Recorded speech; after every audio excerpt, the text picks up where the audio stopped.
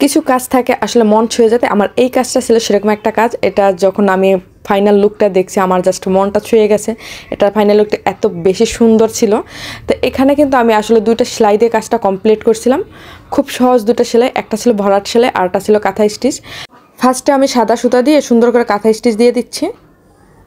আর এখানে আমি দুইটা কালার সুতা ব্যবহার করেছিলাম, সেটা হচ্ছে সাদা একটা সুতো আর একটা হচ্ছে লাইট পার্পল। যেহেতু পাঞ্জাবিটা ছিল ডিপ পার্পল, তাই এখানে আমি লাইট পার্পলটা ব্যবহার করছিলাম।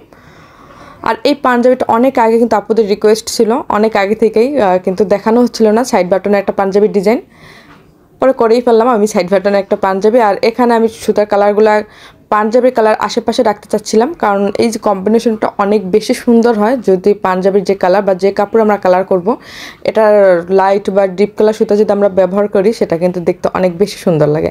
তো এখানে আমি যে ফুলের মাঝখানে যে রেনুর জায়গাটা হয় ওখানটা সাদা সুতা দিয়ে দিচ্ছি, আর এরপর লাইট পার্পল দিয়ে সাইডের পাপড়িগুলো দিয়ে দিচ্ছি।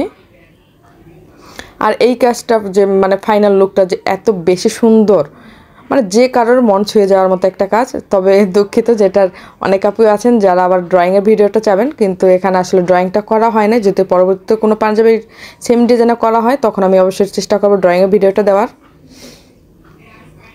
তো এখানে পাপড়িগুলো দিয়ে দিচ্ছি আমি লাইট পার্পল দিয়ে।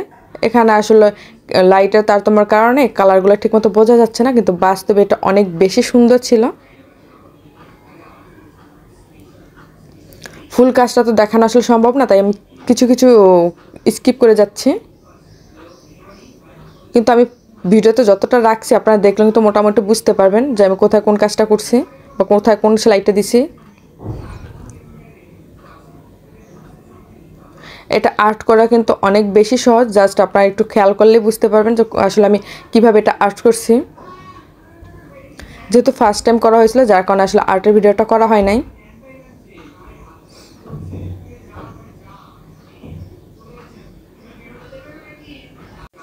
আপনি আসলে যতটা ভালোবাসা নিয়ে কাজটা করবেন কাজের আউটলুকটা ততটাই সুন্দর হবে। পাঞ্জাবির কাপড়টা ছিল খাদি কটন। আমি অবশ্য সবসময় কটন কাপড়ে কাজ করি, খাদি বা আরং কটন এই দুটো কোয়ালিটিতে সবসময় কাজ করি। তো সাইডে যে ডিজাইনটা আছে ওই যে ত্রিভুজের মতো, আমি প্রথমে ভাবছিলাম যে এই ডিজাইনটা করব, পরবর্তীতে কেন জানি মনে হলো যে না এইভাবেই সুন্দর লাগতেছে বেশি। খুব সিম্পল একটা ডিজাইন বাট অনেক বেশি সুন্দর।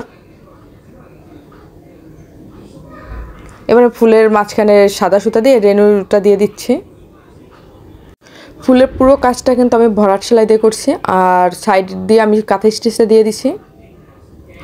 আমার মনে হয় যেসব আপুরা সুতার কাজ জানেন তারাও এই যে কাজটা দেখলে খুব সহজেই করতে পারবে। একদম সহজ দুটো সেলাই দিয়ে চেষ্টা করছি কাজটা করার।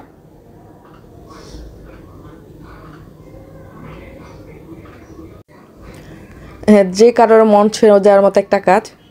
সবসময় চেষ্টা করবেন পাঞ্জাবিতে কাজ করলে কাপড়ের যে কালারটা ওটা আশেপাশে কালার সুতা ব্যবহার করতে, তাহলে অনেক বেশি সুন্দর লাগবে। আর যদি সাদা পাঞ্জাবি হয় তাহলে সেক্ষেত্রে ব্যাপারটা আলাদা, কারণ সাদা কাপড়ে আসলে যে কোনো কালারে খুব সুন্দর ফুটে। এখানে আমি 3টে ডট ডট দিয়ে দিচ্ছিলাম, আর এখানেও আমি ভরাট সেলাইটাই ব্যবহার করছিলাম। তো এটা ছিল কিন্তু আমার ফাইনাল লুক। দেখে বলেন তো আসলে কেমন হয়েছে। আমার কাছে কিন্তু খুবই ভালো লাগছে।